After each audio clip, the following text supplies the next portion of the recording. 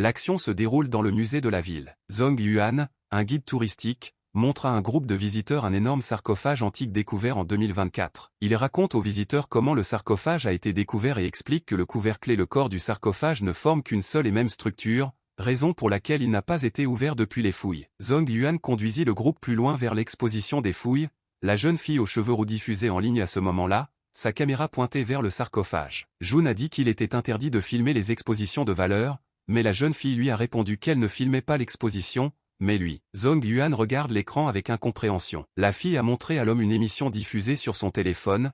Il y avait en effet de nombreux commentaires flatteurs sur le gars dans le chat de la diffusion. Zhong Yuan s'est excusé et a expliqué que, de toute façon, les enregistrements vidéo n'étaient pas autorisés dans le musée. Il a également demandé poliment à la jeune fille de ne pas le distraire de son travail et a commencé à rattraper le groupe de touristes. La fille rattrape Zhong Yuan et lui demande s'il sait ce que contient le sarcophage. Le gars lui explique qu'il est fait d'un matériau qui ne laisse pas passer les faisceaux des détecteurs pour analyser son contenu. Par conséquent, personne ne sait ce qu'il y a à l'intérieur, résuma Zhong Yuan. Avec la jeune fille, ils regardèrent le sarcophage, plusieurs fois plus grand qu'eux. La jeune fille soupire de déception. Soudain, on leur annonce qu'en raison d'un exercice d'incendie prévu, le musée fermera ses portes dans 10 minutes. Jun s'est demandé quel genre d'exercice d'incendie, puisqu'il n'y avait pas d'avertissement à ce sujet, mais la fille a demandé joyeusement si cela signifiait qu'il était exempté à cause de l'exercice. La jeune fille propose à Zhong Yuan de dîner ensemble, mais l'homme la prend par le bras et lui ordonne de courir vers la sortie. Le sol a commencé à se dérober sous mes pieds et le plafond a commencé à s'effondrer. Le garçon a été surpris et a pensé qu'un tremblement de terre s'était produit. Zhang Yuan reporta son attention sur le croassement des corbeaux à l'extérieur de la fenêtre. Il remarque que les oiseaux tentent de s'éloigner du musée. Une voix provenant du haut-parleur a annoncé que le portail de niveau apparaîtrait dans 3 minutes et 40 secondes. Elle a également demandé à toutes les unités de se préparer au combat, d'éliminer le portail et d'assurer la sécurité des civils. Zhong Yuan était choqué, il ne comprenait pas de quel portail nous parlions et s'inquiétait de savoir si tout le monde avait réussi à sortir du musée. Le commandant donnait bruyamment des instructions, il a nommé Zhong Lan responsable et Yu Ji adjointe, un groupe d'hommes armés se dirigea vers le musée. Zhong Lan, une jeune fille aux longs cheveux argentés, se souvient que son frère l'attend à la maison. Elle remarqua également que la présence des nouveaux arrivants affecterait le combat contre les monstres. Elle courut à la tête de l'escouade, ses subordonnés lui criant de prendre son temps. Zhong Yuan fut très surpris d'entendre un nom familier à l'extérieur de la fenêtre. Prenant la jeune fille dans ses bras, il tente de la calmer et lui propose d'aller au refuge. En même temps, il se convainc que les noms de la jeune fille à la fenêtre et de sa sœur ne sont qu'une coïncidence. Zhong Yuan tenta de presser la jeune fille, mais ses jambes se dérobèrent et elle commença à tomber. La jeune fille s'écroule sur le sol, du sang coulant de sa bouche et de ses oreilles. Le visage de Zhong Yuan se contorsionna d'horreur à la vue de ce qu'il voyait. Un groupe de militants regarde le portail qui s'est ouvert au-dessus du musée. Zhong Lan, serrant son épée dans ses mains, pressa ses camarades. Zhong Yuan tente de passer un coup de fil, mais il n'y a pas de connexion. Il se reprocha de ne pas avoir assez d'argent pour s'acheter un meilleur téléphone. Le sarcophage se trouvait juste au-dessus de lui. Le type a décidé qu'il pouvait tout aussi bien essayer d'utiliser le téléphone de la défunte et la décrocher. Zhong Yuan fut horrifié et se couvrit la bouche avec sa main. Le visage du garçon se déforme d'horreur. Sur l'écran du téléphone, il voit un entonnoir noir d'où sortent des yeux rouges qui le fixent. Zhong Lan, accompagné de ses 2 camarades de combat, se précipite vers le portail d'où est apparue une énorme main. La subordonnée soupçonnait qu'il y avait une erreur et que le portail était peut-être d'un niveau supérieur à celui indiqué, mais Zhong Lan ne s'arrêta pas là et lui ordonna de rester sur ses gardes. Jun Lan a donné un coup d'épée à la main qui sortait du portail. La jeune fille remarque que 3 des supports sont cassés et qu'un trou va bientôt se former à cet endroit. Zhong Lan en conclut que le niveau de danger était catastrophique et rassembla toutes ses forces pour attaquer. La jeune fille frappa un coup sur son bras en y mettant toute sa force. Sa subordonnée fut stupéfaite de ce qu'elle voyait et supposa que Zhong Lan était capable d'absorber le pouvoir des 5 cristaux. Pendant ce temps,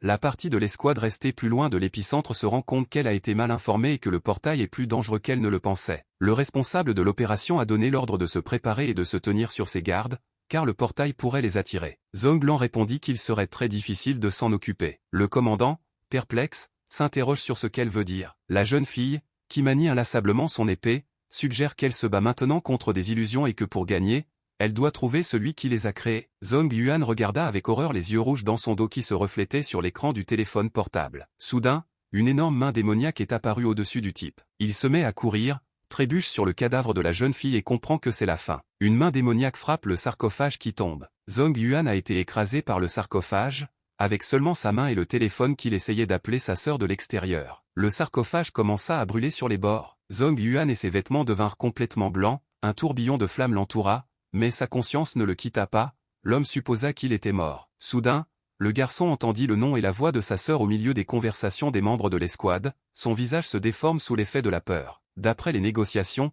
Zhonglan refusait d'obéir à l'ordre et de battre en retraite, voulant tuer le monstre. Son frère n'en croyait pas ses oreilles et ne comprenait pas comment elle pouvait être ici. L'image de sa sœur, l'une des meilleures élèves de la classe, une fille douce et bien élevée, apparaît devant ses yeux. Elle était exactement comme il la connaissait, et il ne pouvait pas croire qu'elle était au centre de l'accident. Zhong Yuan se persuada qu'il se faisait des idées, il ne comprenait pas pourquoi il ne voyait rien et essayait de percer le voile avec ses mains. Il a crié, suppliant qu'on lui permette de voir sa sœur. Soudain, l'image de Junlan apparaît devant ses yeux, le garçon recula de surprise. La sœur, criant des malédictions, porte son épée au-dessus de sa tête. Zhonglan frappa son frère d'un grand coup, du sang jaillit de sa bouche. Le démon commença à tendre ses pattes vers Junlan. Mais elle réussit à dévier l'attaque, elle fut horrifiée de constater que le monstre s'était matérialisé et qu'il n'y avait plus de retour possible. La barrière protectrice que Zhonglan avait utilisée pour retenir le monstre se fendit en petits morceaux. L'homme fit également remarquer à contre-séhur que le démon s'était incarné dans une enveloppe physique et qu'il ne leur restait que très peu de temps, pas plus de 3 minutes, il aurait dû s'occuper de Zhonglan, mais l'autre homme lui avait assuré qu'il ne lui arriverait rien. Zhong Yuan, à l'intérieur du monstre, supplia sa sœur de s'arrêter après avoir vu son champ de protection se diviser. Mais elle n'entendit pas les supplications de son frère et attaqua. Son frère n'arrivait pas à trouver sa place et continuait à crier à Zhonglan d'arrêter d'attaquer, car cela pouvait la conduire à la mort. Le démon repoussa toutes les attaques et saisit la jeune fille de ses pattes tenaces alors qu'elle ne s'y attendait pas. Il projeta Zhonglan en arrière avec une force incroyable que la jeune fille ne put dévier. La balle vola d'une telle hauteur, et lorsqu'elle atterrit, elle souleva un énorme nuage de poussière. Zhong Yuan se mit alors à sangloter et réalisa enfin que sa sœur n'entendait pas ses paroles. Il cria de désespoir, suppliant Zhonglan de ne pas mourir. Il essaya de sortir de cette créature et comprit la raison pour laquelle sa sœur était si rarement à la maison, se couvrant en allant se promener. Zhong Yuan se dit que s'il l'avait su plus tôt, il aurait fait quelque chose. Zhong Yuan sanglote et se reproche de ne pas s'intéresser à ce qui se passe dans son école. Après tout, Zhonglan a de bonnes notes. Puis il est arrivé à la limite de l'espace et a tendu mentalement la main à sa sœur, lui demandant de s'arrêter et lui assurant qu'il la sauverait. Une bribe de la phrase parvint tout de même à Zhonglan, qui se trouvait à une distance considérable de son frère. Mais cette fois, elle ne pouvait pas abandonner. Après tout, si elle battait en retraite, la ville entière serait réduite en poussière par la destruction qu'apporterait le démon. Junlan s'est résolu à agir. Si elle battait en retraite, qui protégerait cet endroit, qui protégerait son frère, si ce n'est elle-même. Il faut qu'elle tienne le coup encore un peu et elle pourra alors trouver une solution. Zhonglan se retourna et souhaita la mort au monstre qui contenait Zhong Yuan. Son esprit tournait autour de son devoir de protéger son frère et leur maison en écrasant le démon qui était venu pour tout détruire. Zhonglan s'envola vers le haut, se rapprochant de plus en plus du monstre pour lui porter un coup décisif. Mais Zhong Yuan n'était pas satisfait de cet arrangement et supplia sa sœur de s'enfuir au plus vite, tandis qu'il était consumé par une flamme inconnue. Zhong Yuan était inconscient, mais en un clin d'œil, il ouvrit les yeux, qui était plein de surprise et ne comprenait pas ce qui se passait. Il était allongé dans un lit d'hôpital, et il pouvait deviner à l'odeur des médicaments qu'il se trouvait dans un hôpital. Zhong Yuan regarda le moniteur de chevet et vit que sa tension artérielle et son rythme cardiaque étaient à 0, il en conclut que la machine est en panne, mais qu'il est toujours en vie. Soudain, une conversation s'éleva du couloir et Zhong Yuan tendit l'oreille, la voix disait quelque chose à sa sœur, mais il n'a pas compris grand-chose et a seulement entendu que la personne lui conseillait de tenir compte de ses paroles pour que son frère ne soit pas un légume jusqu'à sa mort. Zhong Yuan se rendit compte que sa sœur était derrière le mur et sauta brusquement de sa couchette, courant vers la sortie de la salle. Zhonglan se tenait en effet devant la porte, les yeux humides, elle était heureuse que son frère se soit enfin réveillé. La jeune fille pleura de joie et s'exclama qu'elle était heureuse de voir Zhong Yuan en vie et en bonne santé. Elle serra son frère dans ses bras, car le médecin venait de lui annoncer que Zhong Yuan serait un légume pendant encore longtemps. Mais Zhong Yuan assure à sa sœur qu'il va bien, il remarqua avec perplexité que Junlan ressemblait maintenant à une collégienne. Mais cela n'a pas calmé la jeune fille et des larmes ont coulé sur ses joues, elle ne croyait pas son frère, après tout, il a été renversé par une voiture, et comment peut-on se sentir bien dans sa peau? Zhong Yuan ne comprenait pas de quel type de machine Zhonglan parlait, après tout, il y a peu de temps, il était à l'intérieur d'un démon et sa sœur le combattait. Mais il a regardé l'écran, il semble qu'il soit revenu en 2042, 4 ans après l'accident de voiture. Zhong Yuan vit une lueur d'espoir dans ce qui s'était passé, car maintenant il pourrait prendre soin de Lanlan et les choses se passeraient différemment pour eux. Il lui caressa ensuite la joue pour la réconforter. Lindong Liang, le commandant des Faucons de la Nuit, s'est approché d'eux et s'est présenté. L'homme a ensuite expliqué que le médecin avait déclaré que la probabilité de mort cérébrale était très élevée, mais que Zhong Yuan avait non seulement survécu, mais qu'il était en bonne santé. Mais Zhong Yuan ne voulait pas communiquer avec cet homme et le frappa avec la porte sur la main que l'homme lui tendait. Ce geste a troublé Lindong Liang. Après tout, il voulait juste faire connaissance. Zhong Yuan est entré dans la salle avec sa sœur et a dit qu'il ne fallait pas se frotter à Lindong Liang. Zhong Lan s'y oppose, elle pense que c'est une bonne personne qui veut l'aider. Autrefois, lorsque le portail manifesté par Zhong Yuan l'avait vu pour la première fois, ce dernier avait été très confus. Yuan n'aurait jamais pensé que l'équipe de Lindong Liang avait jeté son dévolu sur sa sœur il y a 4 ans. Zhong Yuan a mis sa sœur en garde, car le fromage gratuit ne se trouve que dans une souricière et Dong Liang ne l'aiderait pas comme ça. Zhong Liang a dit qu'en raison de son talent, il espérait qu'elle irait étudier avec lui pour contribuer à la société. Zhong Yuan se rendit compte que ce type étrange ne semblait pas avoir eu le temps d'en dire plus à sa sœur, il pensa qu'il valait mieux qu'elle ne s'en mêle pas jusqu'à l'université, et elle remarqua que les mains de son frère étaient très froides et suggéra d'appeler un médecin. Zhong Yuan se demanda s'il existait un moyen d'échapper au danger sans se battre. Après tout, en cas de menace, Zhong Lan ne serait tout simplement pas en mesure de prendre soin de lui-même. Sa sœur était prête à se battre contre le monstre vert, et son frère l'aidait à l'arrière, le meilleur moyen de se protéger est de se battre. Zhong Yuan demande à Zhong Lan de l'aider pour la décharge, tandis qu'il va remercier M. L'un en attendant, cette dernière accepta d'aider son frère puisqu'elle avait presque tout réglé. Le frère ouvrit les portes de la salle, et juste derrière eux se tenait Lindong Liang. Dès qu'il a fait un pas, il a vu Dong Liang à la porte. L'homme dit qu'il ne veut pas de remerciements et qu'il veut parler. Zhong Yuan espérait que l'homme n'avait pas entendu la conversation entre Lan Lan et lui, mais tout indiquait le contraire. Ils s'éloignèrent pour pouvoir parler en privé. Yuan déclara qu'il voulait attirer Zhong Lan dans son équipe et que l'académie où il l'avait invité était l'endroit idéal pour le faire. Lindong Liang fut étonné de sa perspicacité. Le frère Zhong Liang dit alors qu'il connaît l'existence des portails et des monstres, et que sa sœur est un génie. Il a dit que Dong Liang est un hypocrite, qui prétend vouloir faire du bien à la société et qui essaie de kidnapper sa sœur. Lindong Liang a crié que ce type ne devrait pas essayer de le faire passer pour un méchant. Après tout, il était à la recherche de talents qui sauveraient l'humanité. Zhong Yuan lui a alors demandé s'il écoutait leur conversation pour le bien de l'humanité et lui a demandé de rester à l'écart. Mais Dong Liang n'allait pas tourner autour du pot et lui dit que le talent de Zhong Lan pouvait vraiment sauver l'humanité et qu'il espérait que le gars lui dirait tout et la laisserait participer à la sauvegarde du monde. Zhong Yuan donna la permission d'entrer dans l'académie. Cela a surpris Dong Liang, puisqu'il lui avait dit tout à l'heure de rester à l'écart. Le type a alors demandé si ces choses étaient incompatibles et l'a averti qu'il avait certaines conditions. Lindong Liang commença à demander combien d'argent il voulait pour le permis, mais Zhong Yuan l'a repoussé. Ce n'était pas si simple, il n'avait pas besoin d'argent. Le jeune homme a dit qu'il voulait accompagner sa sœur à l'académie, peu importe ce qu'elle étudierait ou les tâches qu'elle accomplirait, il serait là pour elle. Zhong Yuan commença à partir et lui dit enfin que c'était sa seule condition. Il lui conseilla de bien réfléchir et lui assura que l'on l'en écoutait que lui et qu'il était inutile d'essayer de l'attirer sans son consentement. Lindong Liang réfléchit. Après tout, il n'y aurait pas de problème pour s'inscrire, alors comment pourrait-il inscrire une personne ordinaire dans la classe des guerriers? Il devait faire quelque chose, sans son consentement, il manquerait le talent de Zhong Lan. Le frère et la sœur sortent de l'hôpital. Junlan se demande si son frère va bien. Elle remarqua que son corps était maintenant faible et froid. Zhong Yuan s'empresse de la rassurer et lui dit qu'à cause du traitement, ses bras ont été meurtris par les injections, ce qui explique qu'il soit si faible et si froid. Il lui proposa de cuisiner ensemble quelque chose de délicieux à la maison. La fille s'est excitée et a dit qu'elle voulait des côtes de porc à la sauce aigre douce et des pieds de porc. Zhong Yuan a regardé de plus près ses bleus. Le garçon est horrifié de découvrir qu'il ne s'agit pas d'une ecchymose, mais d'une tache cadavérique. L'action se déroule dans la maison de Zhong Yuan et Zhong Lan. La table est garnie d'une variété de plats principaux et de desserts. Zhong Lan mange avec appétit et loue les talents culinaires de son frère. Zhong Yuan posa les baguettes sur la table, ce qui étonna Zhong Lan. L'infirmière a remarqué que son frère n'avait plus du tout d'appétit après l'hôpital et que son teint était pâle. Elle lui propose de revenir à l'hôpital. Cependant, Zhong Yuan assura à sa sœur que le manque d'appétit après un coma était tout à fait normal. L'homme est allé dans la cuisine et a commencé à faire la vaisselle. Tout en faisant la vaisselle, Zhong Yuan réfléchit au fait qu'il n'a en fait besoin ni de nourriture, ni d'eau, ni de sommeil, ni d'hygiène. Pour couronner le tout, il réfléchit à une autre découverte effrayante. Zhong Yuan se souvient d'avoir conclu qu'il avait vraiment une tache cadavérique sur le bras. Il a d'abord supposé que l'équipement de l'hôpital était tombé en panne, mais lorsqu'il a mesuré sa tension artérielle chez lui, il a constaté qu'il n'avait pas de pouls. Il n'a pas non plus pris sa propre température. Le garçon en conclut qu'il était bel et bien mort. Cette pensée le fit sourire nerveusement. Zhong Yuan supposa que la seule explication à ce qui se passait était la magie qu'il avait incroyablement ramenée dans le temps il y a 4 ans. Il s'imagina tomber dans un abîme. Mais il n'arrive pas à comprendre comment cela est possible.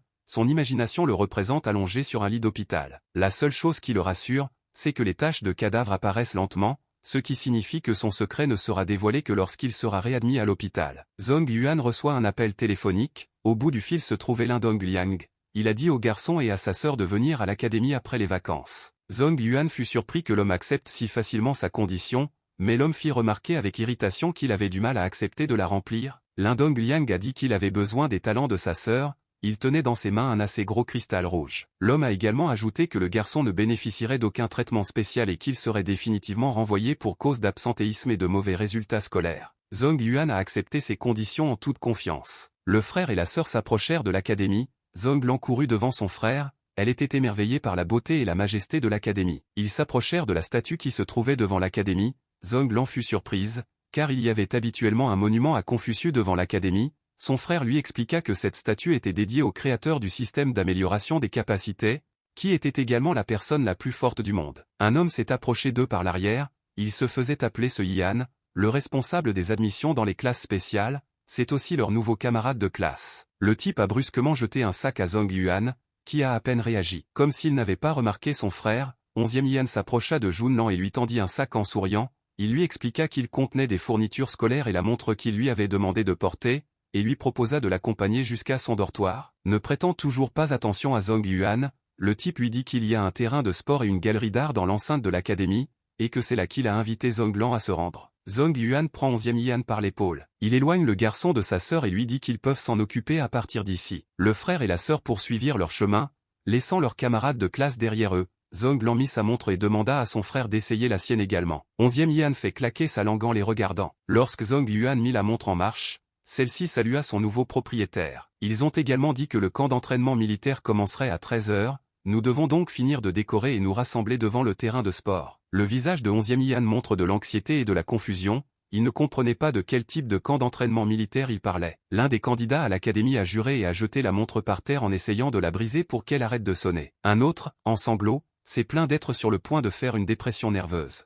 Zhong Yuan a supposé que les montres des autres étudiants de première année étaient cassées, sa sœur, en revanche, a dit qu'elle comprenait que les garçons essaient de casser leurs montres, parce que le son et les vibrations les énervaient. Junlan a demandé à son frère pourquoi sa montre n'émettait plus ce son agaçant, il lui a dit qu'il avait simplement répondu « j'ai compris » et lui a posé la même question. Junlan est gênée et se couvre la bouche avec sa main. Elle a ensuite récité sa demande à l'horloge, en croisant les mains comme dans une prière. Ensuite, selon Zhong Lan, le bip de l'horloge s'est arrêté, Zhong Yuan en fut très surpris, car il avait supposé que l'horloge ne répondait qu'à des mots-clés, il pensait également que l'horloge était contrôlée par un pervers. Quelqu'un appela bruyamment tous les étudiants de première année à se rassembler, cela s'est produit si soudainement que Junlan en a été effrayé. Les étudiants de première année s'alignent en rang, l'un d'entre eux, qui se tenait à côté de Zhong Yuan, fut soulagé lorsque l'horloge cessa de sonner. Zhong Yuan remarqua que ce jeune homme avait au moins 40 ans, ce qui lui permit de conclure que le potentiel était plus important que l'âge. À ce moment-là, une certaine femme devant les étudiants de première année ordonne bruyamment à tout le monde de se taire. La femme a dit qu'elle s'appelait Liu Wen,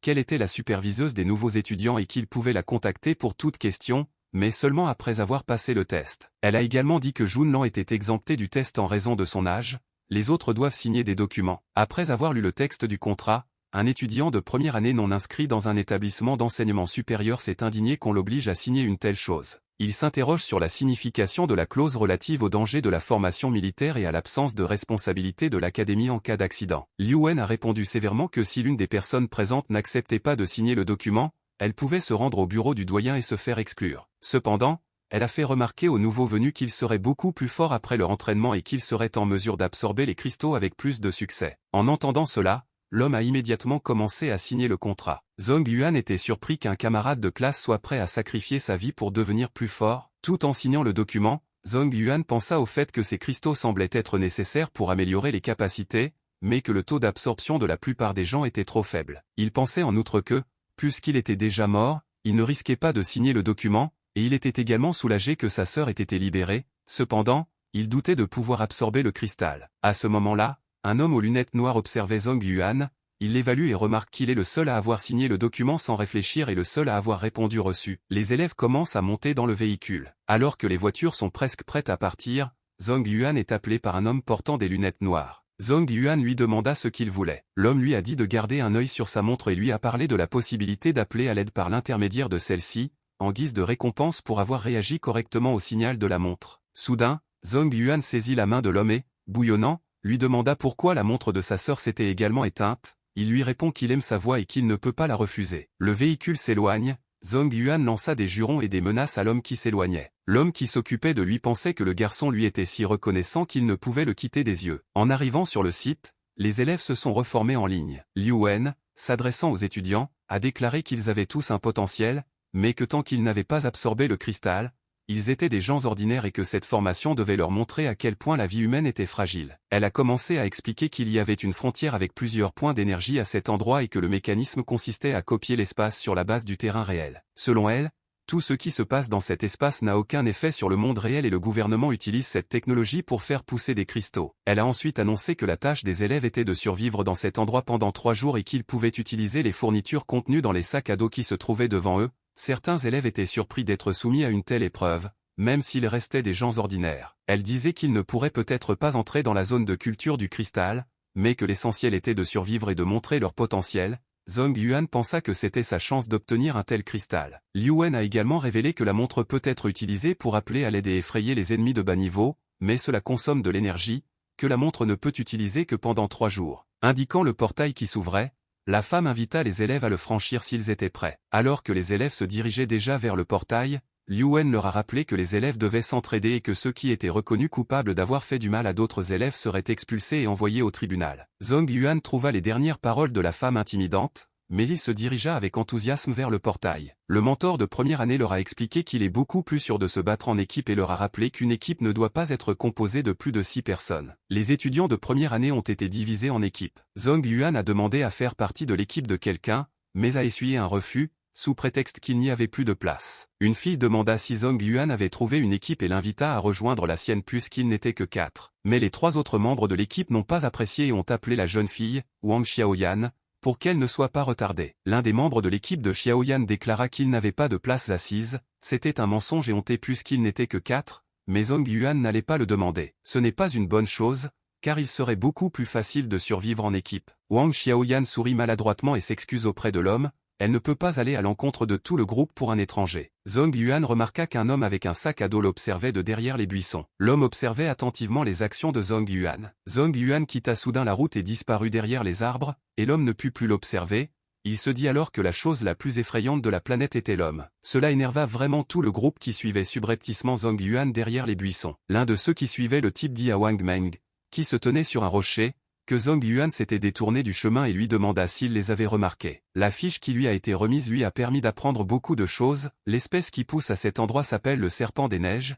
Elle tient compte de la température pour choisir un endroit où chasser. Sa puissance d'attaque est moyenne. Zhong Yuan lit les propriétés du cristal. Sa qualité est très élevée, jusqu'à 4 compétences, super odorant, congélation, régénération, sauvetage de la mort. Il était intéressé par cette dernière capacité, mais il ne voulait pas qu'elle l'utilise avec moi. Quoi qu'il en soit, la première chose à faire était de trouver le serpent des neiges. Zhong Yuan se précipita donc à sa recherche. Il se mit à courir dans la forêt, mais cela ne dura pas longtemps, car de la glace apparut sous ses pieds. Zhong Yuan s'arrêta stupéfait. Après tout, ce n'était pas lui qui avait trouvé le serpent des neiges, mais c'était lui qui l'avait trouvé. Le sol entier autour de Zhong Yuan était couvert de glace et il vit quelque chose d'étonnant. Sur la branche d'arbre au-dessus de lui, 2 serpents des neiges rampaient lentement. Les serpents des neiges avaient enroulé leur corps autour de la branche entière et étaient maintenant sur le point de se battre. Zhong Yuan regardait la scène avec stupéfaction. Zhong Yuan sortit son épée pour pouvoir, en cas d'urgence, combattre les serpents qu'il avait rattrapés inopinément. Un autre s'est approché des 2 serpents des neiges et ils ont commencé à s'enrouler l'un autour de l'autre. Les 3 serpents s'enroulèrent et commencèrent à se fondre en un seul. Derrière le dos de Zhong Yuan se trouvait maintenant un énorme serpent épais,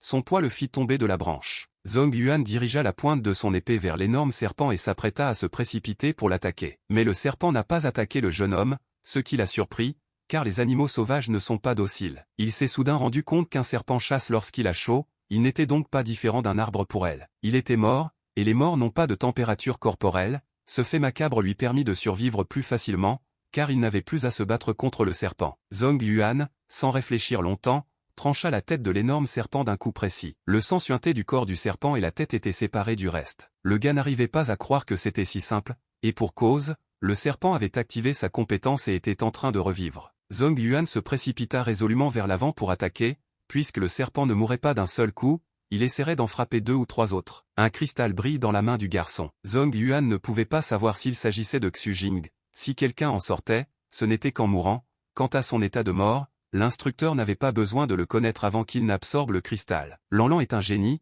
mais ses compétences ne sont probablement pas si mauvaises non plus, alors il allait vérifier. Une inscription apparut devant lui, demandant si Zhong Yuan voulait l'absorber. Après avoir été absorbé, on pouvait obtenir les capacités suivantes, super-perception, glace, régénération et immunité à la mort. L'homme a été surpris par un tel texte, mais il a décidé d'essayer. Il ne pouvait pas mourir à nouveau de toute façon. Zhong Yuan pensa mentalement à l'absorption et quelque chose commença à se produire en lui. Le vortex bleu le souleva et l'enveloppa du pouvoir d'un cristal de serpent des neiges. Il a réussi à absorber les 4 capacités, serait ce qu'il a eu de la chance malgré le fait qu'il n'ait pas d'équipe. Un groupe d'étudiants de première année se tient à l'extérieur d'une cabane en bois, discutant activement d'un sujet lié à leur projet d'avenir. Un homme m'a dit que même une personne forte en Chine ne pouvait obtenir qu'un taux de réussite de 0,3% pour l'absorption de cristaux. La fille à côté de lui a fait remarquer que cette probabilité était comparable à l'obtention d'une compétence de rang SSR, avec une telle probabilité de réussite presque impossible. L'autre gars leur a dit d'oublier ça et, au lieu de parler, les a laissés suivre le plan initial qui consistait à trouver quelques cristaux et à retourner avec eux auprès de l'instructeur. Wang Meng et son équipe s'approchaient des gars qui discutaient de la marche à suivre. L'un des hommes de Wang Meng a dit à l'autre qu'ils avaient cassé leur montre et que les seules utilisables étaient celles des nouveaux venus. Il leur a demandé ce qu'ils allaient faire ensuite. Wang Meng répond que ce qu'ils parviennent à emporter, ce sont leurs affaires. Un membre de l'équipe de Wang Meng a proposé de demander une montre à un homme à lunettes d'une entreprise voisine. Wang Meng a donné l'ordre d'entrée. L'employé de l'académie observait la situation dans la région avec un visage très pensif. Le garçon fit une grimace d'agacement, car il sous-entendait que la montre devait être utilisée. Il fixa l'écran avec tristesse, se demandant comment il pouvait se qualifier de guerrier. L'employé de l'académie s'est demandé comment l'homme avait osé aller dans les montagnes sans l'équipement nécessaire, en regardant la carte qui indiquait tous les habitants de la zone d'essai. La conservatrice de première année a demandé à l'homme si ses protégés se battaient entre eux, ce à quoi l'homme a répondu que ce n'était pas le cas jusqu'à présent. La jeune fille a proposé de leur venir en aide à l'avance afin que personne ne soit blessé dans les querelles intestines et qu'il y ait moins de victimes. L'associé du conservateur sourit malicieusement. Il estimait qu'il n'y avait pas lieu d'intervenir maintenant. Le type s'est penché en arrière, a croisé les mains derrière la tête et a dit en plaisantant que la mort de quelques crétins déconcerterait la cour martiale, puis il a ajouté qu'il laisserait les étudiants de première année se débrouiller seuls. Une feuille de l'arbre est couverte de glace. Zhong Yuan, après avoir essayé cette capacité, se rendit compte qu'il pouvait en effet geler les choses pendant 10 secondes, il en conclut que cette capacité pouvait être utile dans une situation critique. Ensuite, il a essayé la compétence de vision thermique. Il peut ainsi détecter les êtres vivants dans un rayon de 10 mètres. Zhong Yuan pensait que, comparé à ses capacités, l'immunité contre la mort n'était pas si bonne. Il s'est également rendu compte que même si sa température corporelle n'était pas revenue, les taches cadavériques avaient disparu et qu'il n'était plus nécessaire de porter des lunettes. Zhong Yuan en conclut qu'il pourrait obtenir quelques cristaux supplémentaires, et en même temps, il aurait l'occasion de tester une intuition. Il donna un coup de pied à l'arbre et des serpents en sortirent. Le garçon a frappé le serpent qui tombait. Son intuition était la bonne, si l'on coupait la tête du serpent, il ne pourrait pas se régénérer, un autre cristal émergea de ses restes. L'interface proposa à Zhong Yuan d'absorber les cristaux qu'il recevait, il accepte. Sa compétence de perception était passée au niveau 3 et sa compétence de congélation au niveau 2. Zhong Yuan en conclut que les compétences pouvaient être améliorées avec des cristaux similaires et qu'un cristal garantissait un niveau d'amélioration. Cependant, il se demandait ce qui se passerait après le niveau jaune. L'homme a décidé de tuer quelques autres serpents pour voir ce qui se passerait. Pendant ce temps, le groupe qui suivait Zhong Yuan hésitait à continuer la poursuite. Cependant, leur chef déclara qu'il n'avait rien à craindre. Un membre du groupe s'est inquiété de ne pas pouvoir trouver sa cible. Un autre membre du groupe remarque le cadavre décapité d'un serpent et le signale aux autres. Les membres du groupe se demandèrent comment Zhong Yuan avait réussi à tuer le serpent des neiges. Le chef supposa qu'il avait utilisé sa montre. Un membre du groupe a découvert les restes de 3 autres serpents. Le chef supposa que Zhong Yuan était capable d'absorber le cristal ou qu'il était préparé à cette épreuve. Le type qui a trouvé les serpents a suggéré de laisser Zhong Yuan tranquille, mais le chef n'allait pas reculer. Il décida que puisque Zhong Yuan était devenu plus fort, il devait l'éliminer. Zhong Yuan a donné un coup de pied dans le bois. Un grand nombre de serpents jaillissent de l'arbre. Soudain, Zhong Yuan sentit quelqu'un s'approcher. En utilisant sa compétence de détection de la chaleur, il se rendit compte que 5 personnes l'entouraient. Il supposa qu'il s'agissait des mêmes personnes qu'il avait suivies. Le chef du groupe appela Zhong Yuan et lui proposa de se rendre. Il tenait un long couteau à la main. Il a dit que si Zhong Yuan n'obéissait pas, il mourrait. Les 5 hommes entourant Zhong Yuan commencèrent à réduire la distance. Il y avait de nombreux serpents aux alentours, mais ils ne bougeaient pas. Zhong Yuan regarda autour de lui. Il en conclut logiquement que ces gens allaient le voler. L'homme a écarté les mains et a dit qu'il n'avait pas de cristaux. Le chef des voleurs accuse Zhong Yuan de mentir, soulignant le grand nombre de serpents morts aux alentours. Zhong Yuan confirma que les serpents étaient morts, mais il savait qu'ils n'étaient en fait qu'assommés. Le jeune homme a décidé de donner une leçon aux voleurs pour qu'ils cessent de commettre de tels actes à la racine, afin que sa sœur ne soit plus menacée à l'avenir. Zhong Yuan déclara qu'il n'avait vraiment pas de cristaux. Pour prouver la véracité de ses propos, il déversa le contenu de son sac à dos devant les voleurs. Cependant, cela ne convainquit pas le chef des voleurs, il déclara qu'ils avaient vu 4 serpents morts en chemin, ce qui signifiait que Zhong Yuan devait avoir les cristaux. À cela, le gars a répondu avec un visage frustré qu'il avait essayé de les absorber, mais qu'ils avaient disparu. Le chef des voleurs a pointé un couteau sur Zhong Yuan et a commencé à l'accuser d'être stupide. Il a dit que si la procédure de prise de contrôle était si simple, n'importe qui pourrait entrer dans la classe spéciale. Zhong Yuan se dit qu'il devrait essayer d'éviter de se blesser. Le chef des voleurs a décidé que le gars n'allait pas résister, il pouvait donc le chasser et prendre les cristaux des serpents qui traînaient là. Il pose sa condition, Zhong Yuan doit leur donner sa montre et sortir d'ici. Zhong Yuan accepta et commença à enlever sa montre. Ensuite, il les a jetés directement sur le sol envahi par les serpents. Après avoir satisfait à la demande, Zhong Yuan a demandé à être libéré, cependant, l'un des voleurs a exigé qu'il leur donne également son couteau. L'autre voleur n'était pas d'accord, après tout, ils avaient déjà pris tout le reste à Zhong Yuan, mais le chef appuya la suggestion de prendre le couteau, craignant que le type n'ose attaquer avec. À cela, Zhong Yuan répondit que de toutes les personnes présentes, il était le seul à vouloir un conflit et assura qu'il n'avait pas l'intention d'attaquer qui que ce soit. Le voleur qui a pris la défense de Zhong Yuan lui propose de retourner dans la zone de sécurité, le chef lui confirma qu'il n'y avait rien de dangereux sur le chemin et qu'il pouvait attendre 3 jours, car il y avait de la nourriture et de l'eau, et que la tâche serait quand même accomplie. En partant, Zhong Yuan dit au voleur qu'il ferait mieux d'abandonner l'idée de les poursuivre. Le garçon a alors marché sur l'un des serpents, le serpent a soudain repris conscience et s'est mis à bouger. Tous les serpents se réveillèrent et rampèrent rapidement vers le groupe de voleurs qui encerclaient la montre de Zhong Yuan. Le chef des voleurs attrapa sa montre,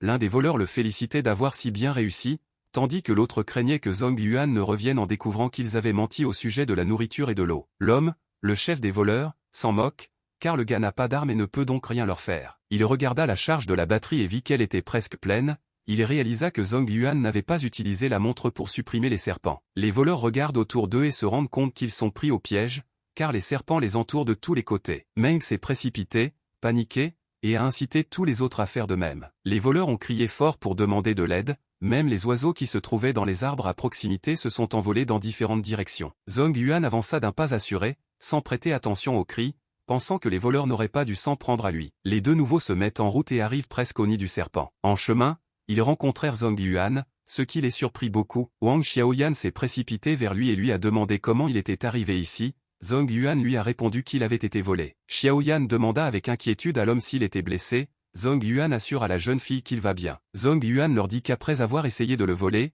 ils sont allés tuer les monstres, et qu'ils ont déjà fini. Le gars de l'équipe de Wang Xiaoyan l'attrapa par le bras et lui dit qu'il devait se dépêcher avant qu'il ne tue tout le monde, mais la fille s'y opposa. Il ne pouvait pas abandonner Zhong Yuan comme ça. Zhong Yuan ne ferait que les distraire. Le jeune homme salue Zhong Yuan et commence à parler de son équipe. Zhong Yuan demanda à l'autre de ne pas se déranger, il savait qu'il ne voulait pas qu'il se joigne à lui. Il savait que s'il ne mangeait pas et ne buvait pas, il éveillerait les soupçons, il devait donc s'assurer de ne pas faire de faux pas, et ce n'était pas très pratique de tuer des monstres sans couteau. Zhong Yuan leur a dit qu'il les accompagnerait pour récupérer le sac à dos et qu'il partirait immédiatement après. Les garçons s'approchent de la clairière et voient toutes les personnes qui s'y trouvent immobilisées par des serpents des neiges affamés. L'un des membres de l'équipage vaincu, enveloppé de serpents de la tête aux pieds, les supplie de l'aider. Mais les serpents le laissent finir de parler et il tombe à terre sous les nombreuses morsures des reptiles des neiges. Wang Xiaoyan se couvrit la bouche d'étonnement devant ce spectacle, tandis que son partenaire ne comprenait pas d'où pouvaient bien provenir autant de serpents. Presque toute l'équipe de Wang Meng était morte, à l'exception de Wang Meng lui-même, qui s'était défendu jusqu'à présent. Wang Xiaoyan et son partenaire s'éloignèrent précipitamment de cette clairière, tout en demandant pourquoi Zhong Yuan ne courait pas, mais son partenaire l'entraîna impatiemment plus loin. Zhong Yuan saisit son couteau sur le sol et se demanda s'ils étaient si effrayés par une bande de serpents, en regardant les gens qui fuyaient dans leur sillage. Zhong Yuan se dirigea résolument avec son couteau vers les serpents qui mordaient encore le corps de Wang Meng. Il dit en plaisantant qu'il pensait que personne ne s'opposerait à ce qu'il les tue, car il n'y avait plus personne pour s'y opposer. D'un seul coup, il transperça tous les serpents qui se trouvaient sur le corps essoufflé. Après avoir collecté toutes les pierres des corps des serpents, Zhong Yuan passa au stade de l'absorption afin d'améliorer ses capacités. Ensuite, un indice est apparu devant lui, superperception augmentée au niveau vert 2, glace, niveau vert 3, régénération, niveau jaune 3, l'immunité à la mort ne pouvait pas être améliorée. Zhong Yuan sentit une poussée de force due à l'amélioration. Zhong Yuan pensa au fait qu'il fallait maintenant 10 cristaux pour améliorer un niveau de jaune à vert, Vidizo, les améliorations ultérieures se feraient de la même manière. La probabilité qu'il s'agisse d'un seul cristal était confirmée, il avait amélioré sa congélation au niveau vert 3, mais sa régénération restait jaune, apparemment, une force l'empêchait de l'améliorer. Les autres doivent sûrement penser qu'un simple humain ne peut pas absorber un cristal, les simples humains voient les cristaux s'évaporer après une absorption ratée, il se demanda si tout le monde pouvait voir les mêmes indices que lui. Zhong Yuan décida de tester ses nouvelles capacités et appliqua la congélation à tous les serpents survivants que 2 autres corps avaient. Il comprenait parfaitement qu'il ne devait pas divulguer la quantité de cristaux qu'il avait absorbés, mais les étudiants morts le mettaient mal à l'aise. Le conservateur de première année a fait remarquer que ce n'était pas nouveau, dans de telles situations, il est d'usage d'appeler l'instructeur avec une montre et tous les problèmes retombent sur ses épaules. À ce moment-là, l'appareil a émis un signal sonore. La conservatrice a demandé à son partenaire si elle pouvait aider l'un des hommes qui avait envoyé le signal. Le partenaire a répondu qu'il n'était pas en danger, qu'il ne savait pas qu'ils étaient surveillés. Par la suite, il a suggéré que nous fassions un petit spectacle. L'associé du conservateur a demandé à Wang Xiaoyan et aux membres de son équipe s'il s'agissait de la scène de crime, ils ont répondu par l'affirmative. Un employé de l'académie examine la scène de crime, il constate que la plupart des blessures sont des morsures de serpent, mais qu'il y a aussi un coup de couteau et 3 montres, dont l'une a une batterie déchargée. Le partenaire du mentor débutant a fait preuve de discernement sur la scène de crime. Il a continué à rejouer les événements du champ de bataille en se basant sur les preuves, aidé par l'ordinateur. Par le passé, l'équipe de Wang Meng a utilisé des ondes sonores, mais elles n'ont pu qu'effrayer les serpents des neiges. Tous les hommes de Meng étaient paniqués, ils ne savaient pas quoi faire, Wang Meng leur a alors ordonné d'allumer les montres qu'ils avaient prises aux étudiants. Mais l'équipe n'a pas l'intention d'attendre de l'aide sur place et s'enfuit, abandonnant son chef. Une horde de serpents a rapidement rattrapé les fugitifs, qui ont tenté d'éviter la mort à tout prix. Un membre de l'équipe de Wang Meng a demandé pourquoi ces serpents étaient si rapides.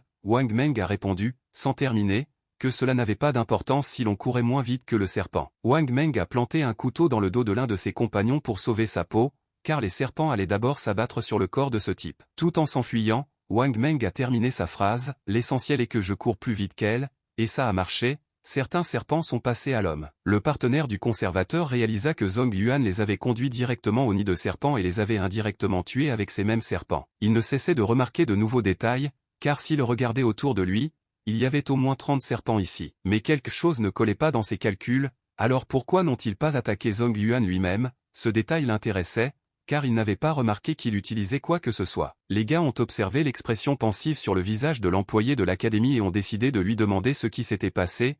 Il a répondu qu'il avait trouvé ce qui n'allait pas et que la formation militaire se poursuivait. L'associé du conservateur avait remarqué que Zhong Yuan était assez rusé, courageux et calculateur, c'était quelque chose qu'il appréciait vraiment chez ce type intéressant. Il se promit que si Zhong Yuan revenait vivant, il réglerait cette affaire pour lui. L'action s'est déroulée dans la cantine de l'académie. Lindong Liang demande à Zhong Lan, qui déjeune, comment s'est passé son premier jour à l'académie. Lan a déclaré que le campus était magnifique, que le dortoir était immense et que les professeurs étaient gentils.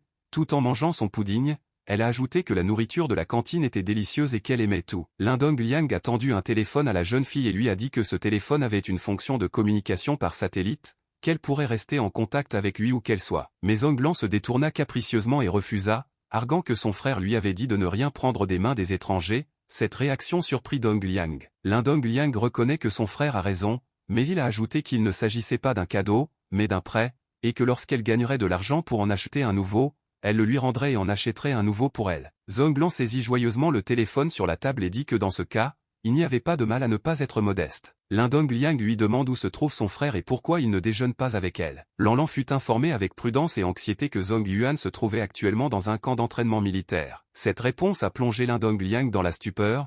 Qui penserait à envoyer une personne ordinaire à l'entraînement militaire? À quoi pensait cette académie? Après tout, s'il lui arrivait quelque chose, Zhong Lan le détesterait à mort. Lindong Liang s'est levé de la table et a dit à Lan qu'il avait un appel à faire. Zhong Lan demande enfin si l'entraînement militaire est dangereux et souhaite le retour rapide de son frère. Mais Lindong Liang s'empressa de la rassurer et lui dit que ce n'était pas dangereux du tout et que Zhong Yuan serait bientôt de retour, mais mentalement, il espérait qu'il allait bien. La conservatrice était assise à une table avec un homme, il lui a demandé si le type aux lunettes était venu avec elle. La fille lui a demandé de ne pas appeler son partenaire ainsi. Le conservateur de première année a poursuivi en disant qu'il était venu pour observer le camp d'entraînement militaire, et non pour se mettre en valeur. Finalement, un homme en uniforme s'est approché d'eux. Le type a dit bonjour et s'est présenté comme étant Feng Mo de l'équipe Fanglin. Il a dit qu'il était venu ici pour une mission et a demandé si le commandant était là. Le visage de la conservatrice changea, car il s'agissait de l'homme classé 68e sur la liste. Il était ici pour une mission. Mais pourquoi n'avait-elle pas été informée du report de l'exercice militaire? La jeune fille se présenta sous le nom de Liu Wen, elle était instructrice à l'académie et chargée de l'entraînement militaire. Feng Mo dit que sa mission était de sauver l'étudiant Zhong Yuan, et il demanda s'il savait où il se trouvait. Feng Mo répondit que d'après les dernières informations, Zhong Yuan s'était rendu dans la zone de sécurité mais n'en était jamais revenu. Après avoir reçu ces informations, l'homme partit immédiatement à sa recherche. Liu Wen était surpris, car l'entraînement militaire se déroulait sans problème. L'homme d'en face, quant à lui, dit qu'il sait quelque chose à propos de Feng Mo. Il a dit que le frère de Feng Mo était malade et que seul le cristal de serpent des neiges pouvait le guérir. C'était la raison pour laquelle il avait été transféré ici. Il souffrait également d'une forme sévère de cécité faciale. Feng Mo navigua sur la carte de son téléphone et se dirigea vers le repère des serpents des neiges. Il pensait que tant que l'exercice était surveillé, tout irait bien. En regardant la carte, il se dit qu'en avançant sur la route, il arrivera certainement à la tanière du serpent. Feng Mo tomba sur le cadavre déchiqueté et rafraîchi d'un serpent des neiges. Il était surpris que l'un des étudiants de première année manie un tel couteau. Derrière les buissons, Feng Mo remarqua Zhong Yuan, qui brandissait un couteau à ce moment-là. Zhong Yuan travaillait vigoureusement avec l'énorme hachoir, quelques entailles étaient déjà apparues sur la lame. Feng Mo était très surpris par cette image, il ne comprenait pas comment une arme aussi excellente que le couteau de l'académie pouvait être manipulée avec autant de négligence. Feng Mo s'approcha de Zhong Yuan par l'arrière et lui dit que si un couteau pouvait, il aurait déjà pleuré à cause d'un tel traitement. Zhong Yuan fut surpris par l'apparence de l'homme et commença à lui poser des questions, qui il était, ce qu'il faisait ici, et pourquoi il se souciait de ce qu'il faisait avec le couteau. Une telle chose rendit Feng Mo effaré, pensant que n'importe quelle autre personne dans une telle situation aurait eu honte et serait parti. Zhong Yuan, quant à lui, insista davantage, il dit que l'académie ne lui avait donné que ce couteau et que si l'homme n'était pas satisfait de quelque chose, il pouvait lui donner autre chose. Pour cela, Feng Mo lui donna un couteau flambant neuf, mais il posa une condition. Zhong Yuan regarda sa nouvelle acquisition avec admiration. La condition de l'homme était qu'il pouvait garder le serpent que Zhong Yuan avait éviscéré,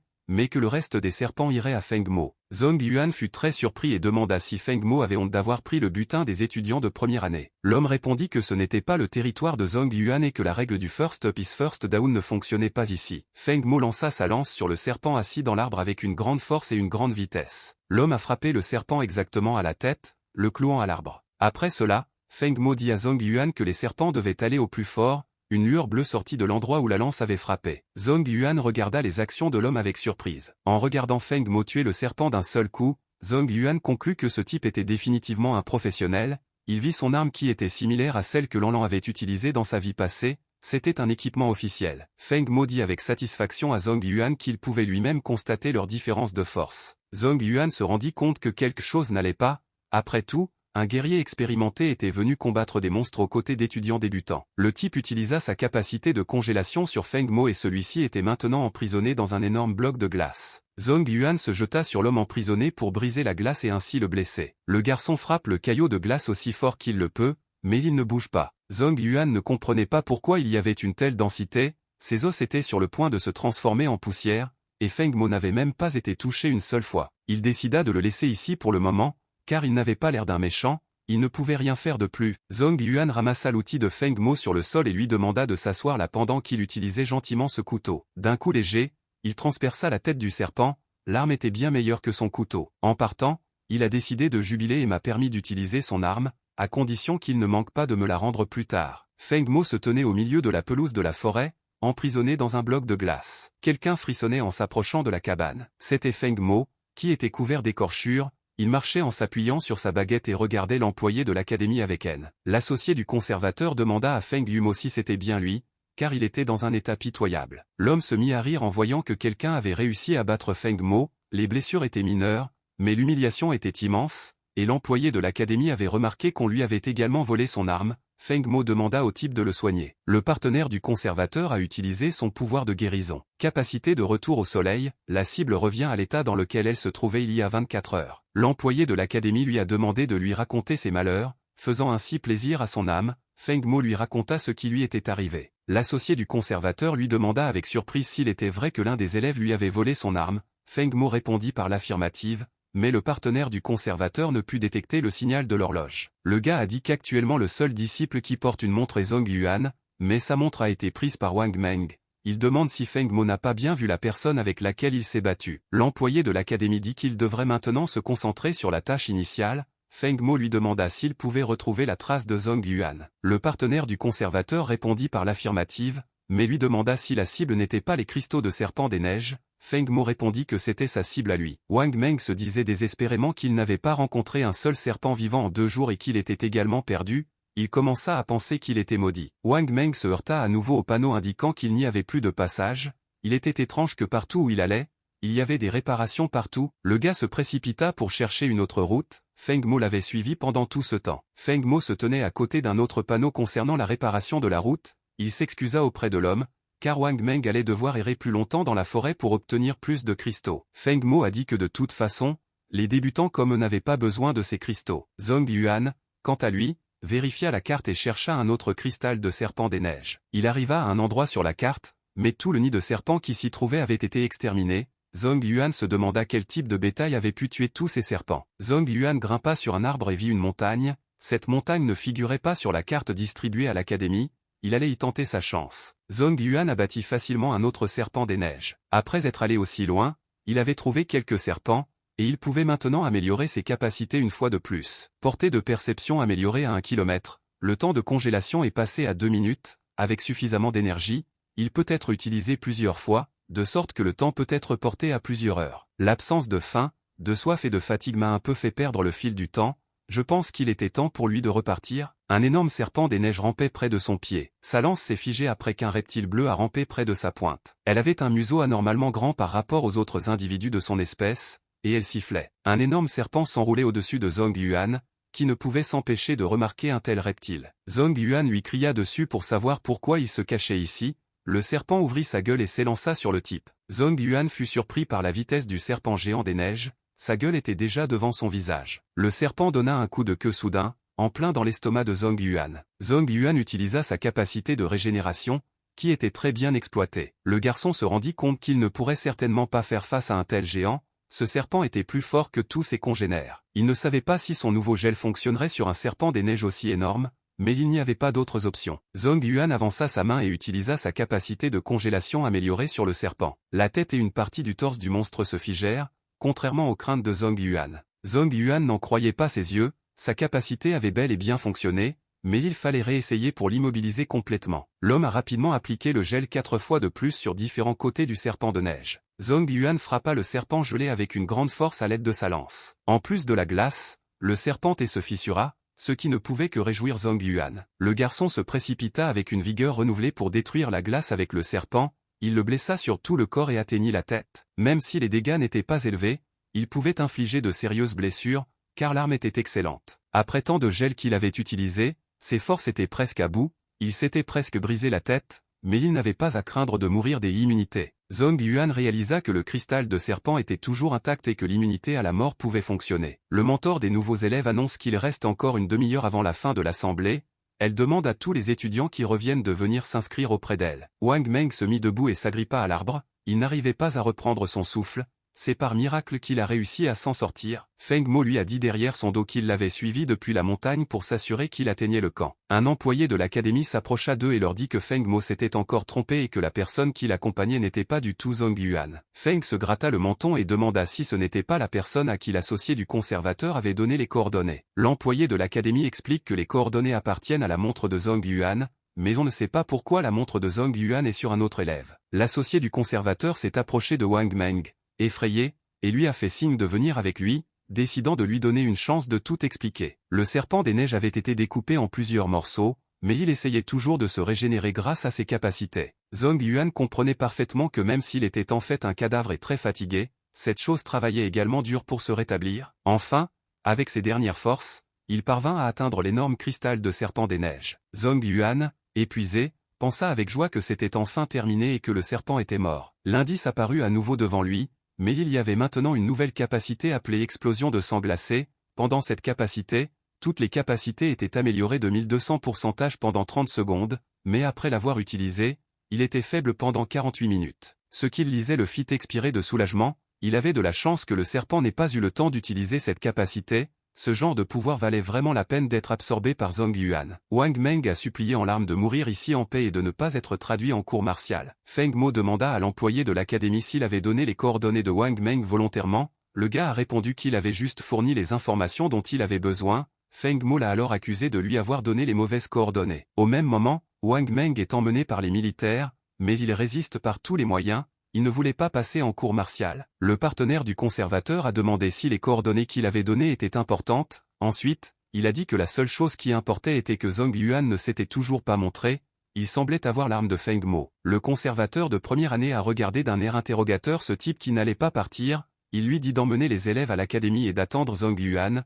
puis de revenir avec la voiture de Feng. Feng Mo a dit qu'il était déjà 10 heures et qu'il devait se préparer, ensuite, il a demandé si le type pouvait les laisser repartir, l'employé de l'académie a demandé quel était le problème et si le type voulait se battre devant l'instructeur. L'assistant instructeur a dit qu'il aimait bien ce type, et qu'il ne devait donc pas exagérer en essayant de se venger, mais Feng Mo répondit que c'était grâce à ses capacités qu'il était en vie, et qu'il ne tuerait donc pas Zhong Yuan. Ce dernier lui conseilla de ne pas trop s'entraîner pour l'instant. L'employé de l'académie était occupé à travailler sur son gadget, et Feng Mo faisait des pompes pour rentabiliser le temps d'attente. 4 heures s'étaient déjà écoulées depuis, mais les gars n'avaient pas changé de position et Feng Mo s'entraînait toujours. Le soir venu, l'employé de l'académie était assis, pensif, et Feng Mo portait une barre d'haltères. Le partenaire du conservateur était en colère car il était déjà 7 heures et il ne pensait pas devoir attendre aussi longtemps. Feng Mo tenta de le calmer, mais l'homme refusa de se calmer et voulut tuer Zhong Yuan lui-même. Feng Mo lui demanda de ne pas s'énerver, après tout, les cellules nerveuses ne se régénèrent pas, mais il menaça de tuer Zhong Yuan même s'il mourait. Zhong Yuan s'approcha des gars et fut surpris de voir que personne n'était encore venu, il a demandé s'il n'était pas arrivé trop tôt. À ce moment-là, Zhong Yuan pensa qu'il était vraiment arrivé très tôt et déclara que s'il l'avait su, il se serait promené un peu plus. La lance de Feng Mo était dans un état terriblement déplorable car il avait tranché le roi du cerf-volant des neiges avec. Feng Mo devint très tendu et demanda ce qu'il avait pu faire à son arme pour qu'elle soit en si mauvais état. Zhong Yuan répondit qu'il n'avait rien fait de tel, après tout, il n'avait pas voulu endommager l'arme. Une ombre visqueuse et magique l'enveloppait et il ne pouvait plus bouger. L'arme était un objet très précieux pour Feng Mo, il donna un coup de poing et cria à l'homme de mourir. Zhong Yuan était épuisé et tomba sous le coup de poing puissant de Feng Mo. L'employé de l'académie dit qu'il a frappé le gars trop fort et qu'il aurait dû le frapper plus légèrement. Après tout, que ferait-il s'il mourait? Feng Mo demanda si le type n'allait pas le tuer lui-même. Zhong Yuan était épuisé et tomba sous le coup de poing puissant de Feng Mo. L'employé de l'académie dit qu'il a frappé le gars trop fort et qu'il aurait dû le frapper plus légèrement. Après tout, que ferait-il s'il mourait? Feng Mo demanda si le type n'allait pas le tuer lui-même. Zhong Yuan a été projeté à 10 mètres en arrière. Il semble que cette ombre est aussi un champ d'action. Il se dit qu'il devrait trouver un moyen de garder ses distances avec Feng Mo. À ce moment-là, les deux hommes discutaient de quelque chose. Puis ils s'approchèrent et l'employé de l'académie déclara que Zhong Yuan était la raison pour laquelle les serpents avaient mordu ses compagnons et qu'il en avait toutes les preuves. Feng Mo a commencé à jouer le jeu et a proposé de l'attacher. Zhong Yuan se souvint que l'un d'eux avait braconné pendant l'exercice et que l'autre ne lui avait pas dit un mot. Il en conclut qu'ils conspiraient et voulaient le tuer. L'homme a décidé de ne pas attendre qu'ils attaquent et a enlevé la sécurité de son arme. Zhong Yuan commença à tirer sur Feng Mo et l'employé de l'académie, mais leur champ de protection ne laissa pas passer les balles. Feng Mo lui dit d'abandonner. Après tout, il n'y avait aucun moyen de percer sa défense, mais Zhong Yuan n'allait pas abandonner. L'associé du conservateur lui demanda s'il pensait sérieusement qu'il ne pourrait pas, car Zhong Yuan n'avait nulle part où aller. Feng Mo se demanda s'il avait des atouts dans sa manche. L'employé de l'académie a décidé de menacer le bien le plus précieux de Zhong Yuan.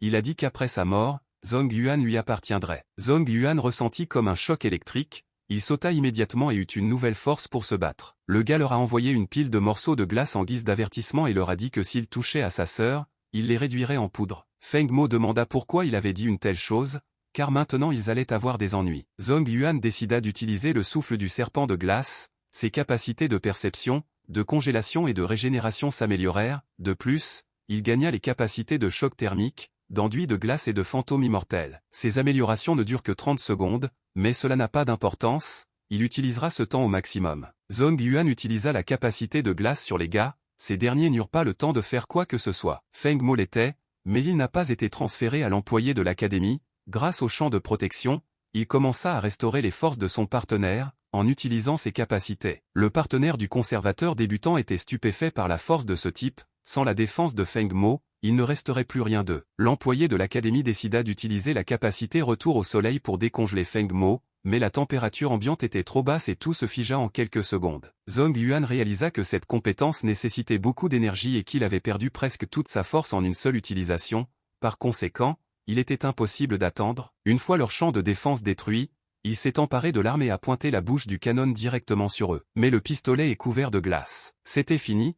Le pistolet était gelé lui aussi et il ne pouvait pas appuyer sur la gâchette. Il semblait avoir épuisé sa chance. Son corps était à moitié gelé. Zhong Yuan s'effondra sur le sol en disant que même s'il mourait, il ne laisserait rien arriver à sa sœur. Feng Mo n'arrivait pas à croire que l'amélioration pouvait être utilisée pour augmenter les dégâts de 448, après tout ce qui était supérieur à 448 était une capacité de kryptonite et Zhong Yuan venait juste de dépasser cette puissance. L'employé de l'académie lui demanda s'il pouvait l'aider. Mais mon partenaire, dès qu'il s'est levé, est retombé. L'employé de l'académie qui se leva enfin utilisa la capacité de retour au soleil sur Zhong Yuan. Il ne pouvait pas le laisser partir si facilement, après tout, il avait encore des projets pour Zhong Yuan. Feng Mo a dit à Feng Qing que Feng Qing était un imbécile et qu'il ne devait pas chercher les ennuis. C'est à cause de lui qu'il s'est retrouvé impliqué dans cette affaire. L'action se déroule dans un hôpital. L'écran de chevet affichait une ligne plate. Les médecins qui l'entouraient n'arrivaient pas à croire qu'il était irrécupérable. Sa température avait chuté, son rythme cardiaque et sa tension artérielle avaient disparu. Cette technique l'avait détruit. Les médecins s'apprêtent à l'envoyer à la morgue, mais Feng Qing entre en courant dans la pièce et leur dit d'arrêter. Les médecins n'ont pas reconnu l'homme sans ses lunettes. Feng Qing a escorté les médecins hors de la chambre et a dit qu'il était juste dans un état d'anabiose. Feng Mo lui demanda s'il était sûr, car il avait remarqué les taches corporelles sur Zhong Yuan, il voulait savoir où il avait vu ces taches. Feng Qing utilisa à nouveau la capacité de retour au soleil et dit avec satisfaction que tout allait bien maintenant et qu'il ne s'agissait que de quelques bleus. Feng Mo demanda si l'homme disait la vérité, mais Feng Qing ne pouvait pas dire avec certitude s'il était mort ou vivant. Sur le téléphone de Feng Qing, il y avait une liste de nouveaux étudiants et Jin Yuan était signé avec un autre nom inventé. Demanda Feng Mo, n'est-ce pas ridicule? Mais Feng Qing dit que Zhao Yuan a battu l'autre 2 fois, et que si son vrai nom apparaît, ils n'auront pas d'ennui. Feng Mo dit que l'autre lui dira lui-même pourquoi il est sous un autre nom. Zhong Yuan, qui était allongé sur le lit, inconscient, s'est plaint qu'il y avait beaucoup de bruit. Il s'est levé, s'est assis sur le lit et a crié à Feng Mo et Feng Qing de se taire. Feng Qing avait raison de dire que le type était en anabiose et Feng Mo lui a donné l'argent. Zhong Yuan ne comprenait pas pourquoi ils étaient devenus si amicaux. Zhong Yuan reçoit un message de sa sœur qui s'inquiète pour son frère. Zhong Lan lui a répondu qu'elle se débrouillait bien à l'académie et qu'il n'avait pas à s'inquiéter. Le jeune homme s'est alors rendu compte qu'il était inconscient depuis 2 jours et que c'était un miracle qu'il n'ait pas été envoyé à la morgue. Feng Qing s'est présenté et a dit qu'il était le président de l'association des étudiants. Ensuite, il s'est excusé auprès du garçon parce qu'il avait tenu des propos imprudents à l'égard de sa sœur. Feng Qing lui dit que bien qu'il soit étranger, il l'a invité à se joindre à eux au nom de l'association des étudiants. Zhong Yuan lui demande s'ils ne se sont jamais rencontrés auparavant. Zhong Yuan se leva du lit et frappa Feng Qing à la mâchoire, sans ménager ses efforts. L'homme s'assit sur le sol, choqué par les actions de Zhong Yuan. Zhong Yuan tendit alors la main d'un air amical et déclara qu'ils se connaissaient à présent. Junlan était assise dans le bureau, près du conservateur de première année. Lindong Liang rassurait la jeune fille, ce ne serait pas grave si elle faisait une erreur. Lindong Liang lui dit de prendre le cristal dans ses mains et d'essayer de sentir l'énergie qu'il contient. Le conservateur a dit à la jeune fille d'essayer. La probabilité de réussir à absorber le cristal est une simple statistique. En fait, tout dépend du talent et de l'état mental de la personne. Le conservateur encourage mentalement la jeune fille. Ce monde est plein de monstres, seuls les guerriers peuvent les vaincre. Lanlan savait que la raison pour laquelle oncle Lin était si gentil avec elle et son frère était qu'il comptait sur elle. Junlan voulait protéger le monde et son frère. Un indice apparut devant elle, indiquant qu'elle avait ouvert un nuage de feu devant elle. Il lui faudrait 20 ans de sa vie pour l'absorber. Junlan rencontra enfin son frère et bondit joyeusement. Il lui avait fait une peur bleue avec sa disparition. Lanlan remarque le nouvel uniforme de son frère. Zhong Yuan révèle qu'il a adhéré à l'association des étudiants et qu'il est devenu membre de la faculté disciplinaire. Zhong Yuan avait appris de Feng Qing qu'il y aurait une semaine de vacances après l'entraînement militaire. Après tout, Lanlan avait été admise grâce à son talent, et ils avaient certainement négocié quelques conditions pour lui. Zhong Yuan demanda si l'instructeur avait fait quelque chose de spécial pour elle pendant son absence. Zhong Lan hésita et répondit qu'il n'y avait rien de tel, mais oncle Lin lui avait donné un cristal de nuage de feu à absorber. Cette déclaration a surpris Zhong Yuan. Lanlan se vante d'être désormais la plus forte des guerrières et de protéger son frère. Zhong Yuan pensa avec tristesse que même dans cette vie, Lanlan ne pouvait pas échapper au destin du chef d'équipe. Tout ce qu'il pouvait faire, c'était devenir plus fort pour la protéger. La fille fut naïvement offensée et demanda à son frère pourquoi il ne lui demandait pas quelle capacité elle avait. Zhong Yuan lui demanda quelle capacité elle avait. Zhong Lan répondit, super vitesse et origine céleste. Zhong Yuan tourna la tête pour qu'elle s'explique, mais sa sœur était déjà à bonne distance de lui. Junlan lui dit de regarder ce qu'elle allait lui montrer et court vers la statue. D'un coup de pied, la jeune fille a brisé l'énorme statue en deux. Lanlan a demandé à son frère si elle était forte. Zhong Yuan lui répond qu'elle est devenue plus forte, mais que cela ne l'empêchera pas d'être responsable d'avoir endommagé des biens publics. Zhong Lan a dû écrire une lettre explicative pour le désordre qu'elle avait causé pour démontrer sa force. La conservatrice de première année a porté la main à son front et lui a dit que ce n'était pas grave, mais lui a demandé de ne rien casser d'autre. La jeune fille promit qu'elle ne recommencerait pas et prit congé. Zhong Yuan fit remarquer qu'il n'était même pas nécessaire de payer et qu'il s'agissait d'un geste excessivement généreux. Mais la conservatrice arrêta Zhong Yuan et lui dit qu'il s'était bien débrouillé dans le camp d'entraînement militaire, puis lui suggéra d'essayer d'absorber le cristal avec son aide. Zhong Yuan la remercia pour sa gentillesse, mais il ne pensait pas avoir besoin de son aide. Par la suite, il fut surpris que Feng ne lui ait rien dit. La jeune fille passa une main sur son visage et soupira. Elle se dit que même si cela ne l'intéressait pas, ce n'était pas la peine de le faire savoir. Mais quelque chose l'a détourné de ses pensées. Le type portait l'uniforme du conseil des étudiants, et Feng Qing allait trouver un successeur au camp d'entraînement. Le conservateur se demanda s'il avait choisi Zhong Yuan pour ce rôle.